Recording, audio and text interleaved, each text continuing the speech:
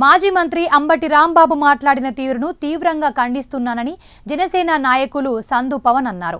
కల్తీ లడ్డు వ్యవహారంలో వైసీపీ నేతలు అవాస్తవాలు ప్రచారం చేస్తున్నారని మండిపడ్డారు. రాష్ట్రంలో ప్రజలను రెచ్చగొట్టేలా రాజకీయాలు చేస్తున్నారని ధ్వజమెత్తారు. కూటమి నాయకులు జోలికి వస్తే చూస్తూ ఊరుకునేది లేదని హెచ్చరించారు.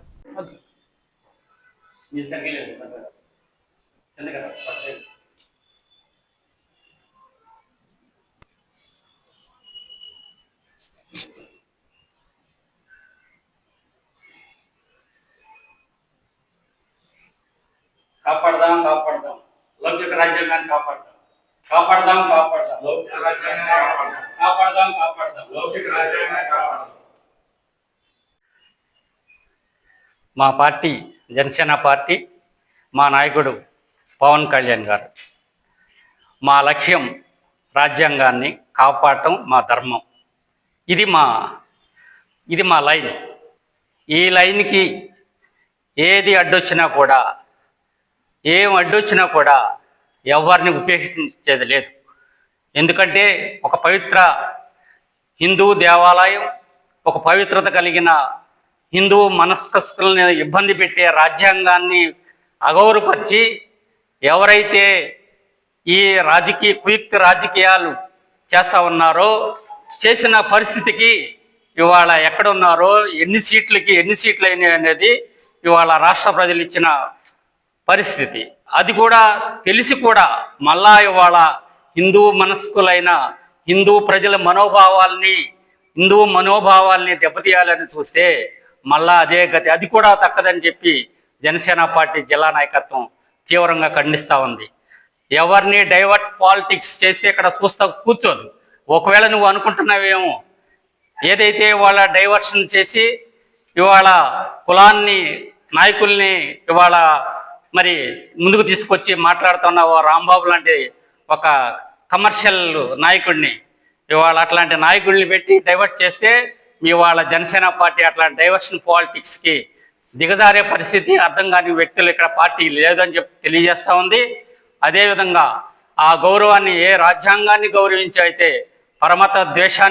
మన మతాన్ని గౌరవించుకుంటేనే పరమత మతాల్ని గౌరవించడం అనేది ఏదైతే ఉందో దాన్ని జనసేన పార్టీ తూచ తప్పకుండా ఉంటుందని ఇవాళ జిల్లా ప్రజలు ఈ సందర్భంగా మీకు చెప్తా ఉన్నాం.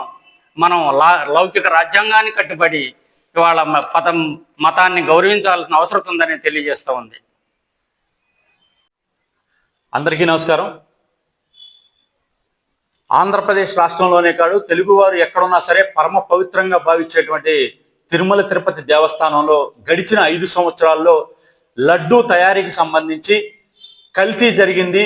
పశువుల కొవ్వుతో లడ్డూ తయారీలో నెయ్యిలో ఉపయోగించారని చెప్పని పవన్ కళ్యాణ్ గారు, జనసేన పార్టీ అధ్యక్షులు పవన్ కళ్యాణ్ గారు ఆ రోజున నిజాన్ని బయటికి తీసుకొస్తే, నేడు సిట్ అధికారులు కూడా ఏదైతే పవన్ కళ్యాణ్ గారు చేసినటువంటి అభియోగాన్ని నిజంగానే తిరుమల తిరుపతి దేవస్థానంలో నెయ్యి కల్తీ జరిగింది, అసలు అది నెయ్యే కాదు, కేవలం పామాయిల్ కెమికల్స్తో నెయ్యి ఫ్లేవర్ వచ్చే విధంగా ఆనాడు వైఎస్ఆర్ కాంగ్రెస్ పార్టీ నెయ్యిని కొనుగోలు చేసిందని చెప్పని సిట్ అధికారులు రిపోర్ట్ ఇస్తే, ఈ యొక్క తప్పిదాన్ని ఏదైతే వైఎస్ఆర్ కాంగ్రెస్ పార్టీ అడ్డగోలుతనంగా దోపిడీతనంకి అలవాటు పడినటువంటి దాన్ని తప్పించుకోవడం కోసం ఈ రోజున వారి యొక్క తప్పును కప్పిపుచ్చుకోవడానికి వారి దుష్ప్రచారాన్ని చేస్తూ ఉన్నారు. ఏంటనంటే అసలు తిరుమల తిరుపతి దేవస్థానం నెయ్యిలో ఎలాంటి కల్తీ జరగలేదు, సత్యమే జయితే అని చెప్పని జగన్మోహన్ రెడ్డి ఫ్లెక్సీల్ని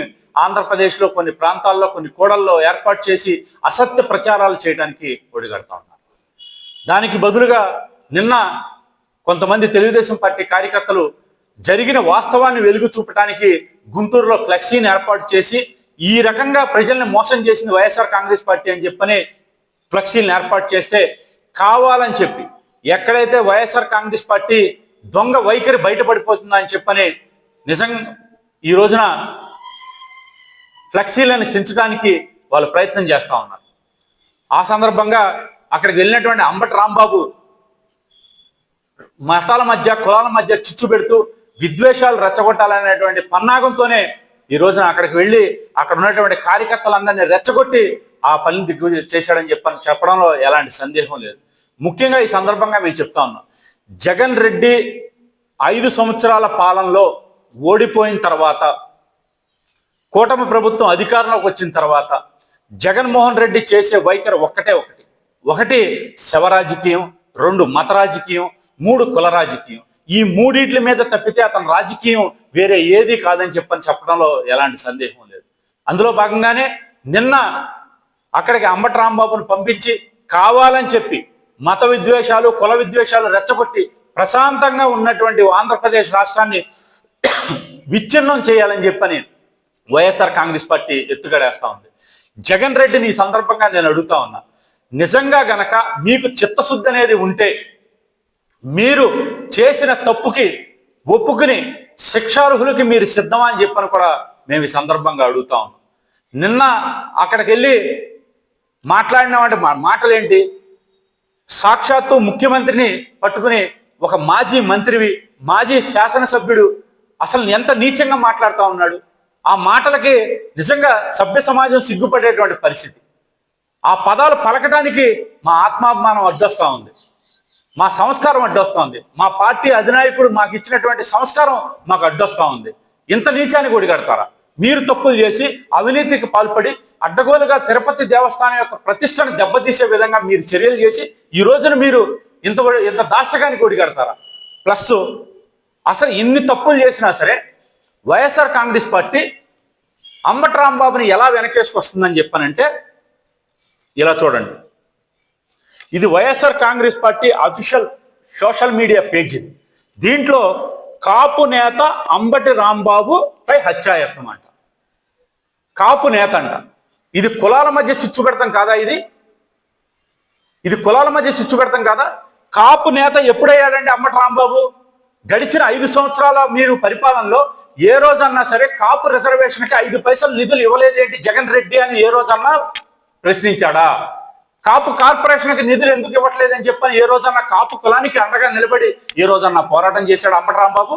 లేదా కాపురికి ఎక్కడన్నా అన్యాయం జరిగితే గడిచిన 5 సంవత్సరాల ప్రభుత్వంలో మేము ఉన్నామని చెప్పని కాపు నాయకుడిగా ఏ రోజన్నా ముందుకొచ్చి వాళ్ళకి ఓదార్చాడా? కనీసం వాళ్ళకి ఇచ్చేశాడా? జగన్ రెడ్డిలో పాలేరుతనం చేయడానికి, వాళ్ళ ఇంటి బయట ఊరకుక్కలాగా మాట్లాడటానికి తప్పితే ఎందుకు పనికిరానటువంటి ఈ వ్యక్తి నేడు కాపు నాయకుడు అవుతాడా? ఈ విషయమే జనసేన పార్టీ తరఫున మేము పూర్తిగా ఖండిస్తా ఉన్నాం.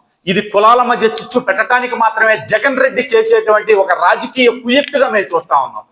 సస్యశ్యామలంగా రాష్ట్రం అభివృద్ధి పదంలో ముందుకెళ్తా ఉంటే కావాలని చెప్పి విద్వేషాలు చేసి ఈ రాష్ట్రంలో జరుగుతున్నటువంటి అభివృద్ధిని చూసి ఓర్వలేక మాత్రమే జగన్ రెడ్డి ప్రభుత్వం ఈ రకంగా వేస్తా ఉంది. చెప్తా ఉన్నాం, గుర్తుపెట్టుకోండి. జగన్ రెడ్డికి అలానే వైఎస్ఆర్ కాంగ్రెస్ పార్టీ వాళ్ళకి, ముఖ్యంగా నేను కాపు నాయకుడిని అని చెప్పుకుంటూ విర్రవీగేటువంటి ఇలాంటి పనికిమాలిన పనులు చేసేటువంటి వాళ్ళందరికీ కూడా మేము హెచ్చరిస్తా ఉన్నాం. ఈ రకంగా గనక ఆంధ్రప్రదేశ్ అభివృద్ధిని గనక అడ్డుకోవడానికి, కుల రాజకీయాలు చేయడానికి, కాపు నాయకులు అని చెప్పని పేర్లు పెడుతూ వైఎస్ఆర్ కాంగ్రెస్ పార్టీ కుల రాజకీయం చేసే ప్రతి వైఎస్ఆర్ కాంగ్రెస్ పార్టీకి, ఒక పార్టీ అధినాయకుడికి కూడా హెచ్చరిస్తా ఉన్నాం. ఖబర్దార్, గుర్తుపెట్టుకోండి, మిమ్మల్ని రాష్ట్రం నుంచి తరిమేసేంత వరకు కూడా ఆంధ్రప్రదేశ్ ప్రజానీకం సిద్ధంగా ఉంది. జనసేన పార్టీ తరఫున మేము పూర్తిగా దాన్ని సంసిద్ధంగా ఉన్నాం. మీ లుచ్చా రాజకీయాలకి, మీ రౌడీ రాజకీయాలకి మేము భయపడే ప్రసక్తే లేదు. మిమ్మల్ని గనక 11 సీట్ల నుంచి 1 స్థానానికి పరిమితం చేసి రానున్న ఎన్నికల్లో ఈ రాష్ట్రం నుంచి మిమ్మల్ని తరిమేయకపోతే మా పార్టీ జనసేన పార్టీయే కాదు, మా అధ్యక్షులు వారు ఏదైతే చెప్తా ఉన్నారో జగన్మోహన్ రెడ్డి చేసేటువంటి కుయుక్త రాజకీయాలకి అనునిత్యం మేము మా రాజకీయ వ్యూహాలు రచిస్తామని చెప్పని కూడా వేస్తా ఉన్నాం. ఖచ్చితంగా మేము దానికి సిద్ధంగా ఉన్నాం. ముఖ్యమంత్రి గారి మీద చేసినటువంటి వ్యాఖ్యల్ని పూర్తిగా మేము ఖండిస్తా ఉన్నాం. మరొక మారు ఇలాంటి చర్యలకు గనక పాల్పడితే ఈసారి జగన్ రెడ్డి మీ ఇంటి మీదకి వెళ్ళడానికి కూడా మేము సిద్ధంగా ఉన్నాం అని చెప్పని కూడా హెచ్చరిస్తా ఉన్నాం.